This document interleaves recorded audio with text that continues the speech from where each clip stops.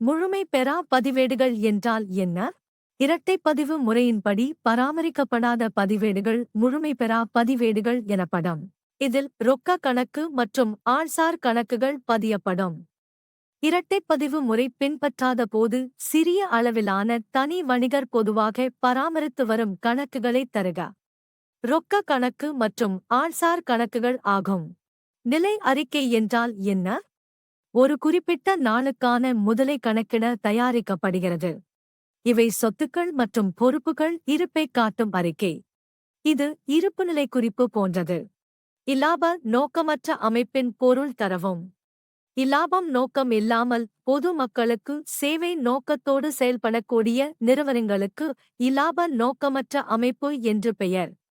எடுத்துக்காட்டு: கலை, பண்பாடு மற்றும் விளையாட்டு மேம்பாட்டு அமைப்புகள், அறக்கொடை, கல்வி, மருத்துவமனை, மணமகிழ் மன்றம் மற்றும் நூலகம் போன்ற நிறுவனங்கள்.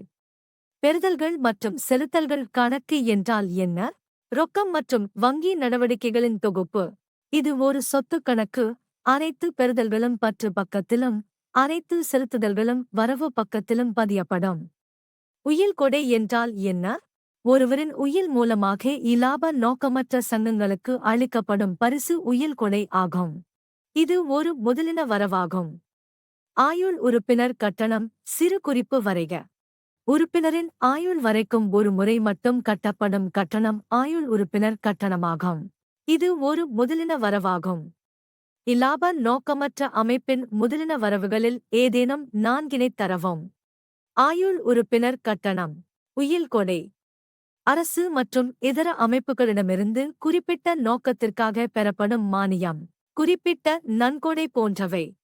இலாப நோக்கமற்ற அமைப்பின் வருவாயின வரவுகளின் ஏதேனும் நான்கினைத் தரவும்.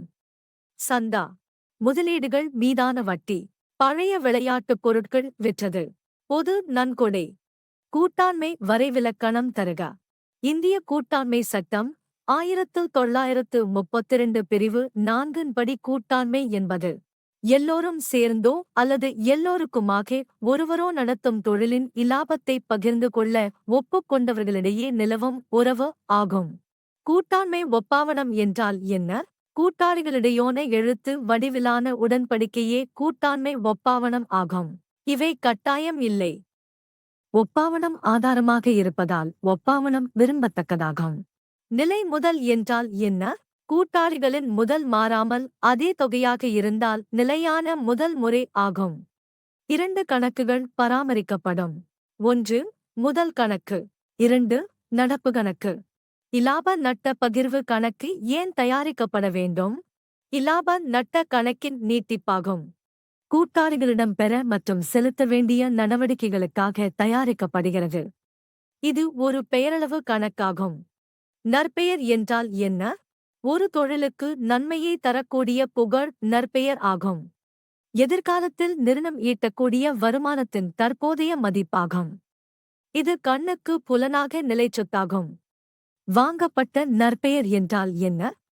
நற்பெயர் ரொக்கம் அல்லது பொருள் செலுத்தி வாங்கப்பட்டிருந்தால் அது வாங்கப்பட்ட அல்லது பெறப்பட்ட நற்பெயர் ஆகும். ஏற்கனவே இயங்கிக் கொண்டிருக்கும் நிறுவனத்தை வாங்கும் போது நிகரச் சொத்தின் மதிப்பை விட கூடுதலாக செலுத்தப்பட்டால் அது வாங்கப்பட்ட நற்பெயர் ஆகும். உயர் லாபம் என்றால் என்ன? சாதாரண இலாபத்தை விட கூடுதலாக உள்ள சராசரி இலாபம் உயர் இலாபம் எனப்படும். உயர் லாபம் = சராசரி இலாபம் மைனஸ் சாதாரண இலாபம். சாதாரண இலாப விகிதம் என்றால் என்ன? ஒரே தன்மையுடைய வியாபார நிறுவனங்கள் சாதாரண சூழ்நிலைகளில் ஈட்டும் இலாப விகிதம். சாதாரண இலாபம் = பயன்படுத்தப்பட்ட முதல் சாதாரண இலாபம்.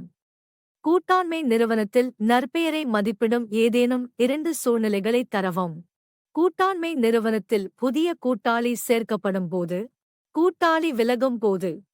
சொத்துக்கள் மற்றும் பொறுப்புகளை மறுமதிப்பீடு செய்தல் என்றால் என்ன? கூட்டாண்மையில் கூட்டாளி ஒருவரை சேர்க்கும் போது அல்லது விலகும் போது. சொத்துக்கள் மற்றும் பொறுப்புகள் நடப்பு மதிப்பு மாறுபடலாம். அதனால் அவைகள் மறுமதிப்பீடு செய்யப்படுகிறது. மறுமதிப்பீட்டின் இலாப நட்டம் பழைய கூட்டாளிகளுக்கு பழைய இலாப விகிதத்தில் பிரித்து கொடுக்கப்படுகிறது. தியாக விகிதம் என்றால் என்ன? பழைய கூட்டாளிகள் தங்களின் ஒரு பங்கை புதிய கூட்டாளிக்கு தியாகம் அல்லது விட்டுக் கொடுப்பது தியாக விகிதம் ஆகும். தியாக விகிதம் ஈக்குவல் டு பழைய விகிதம் மைனஸ் புதிய விகிதம்.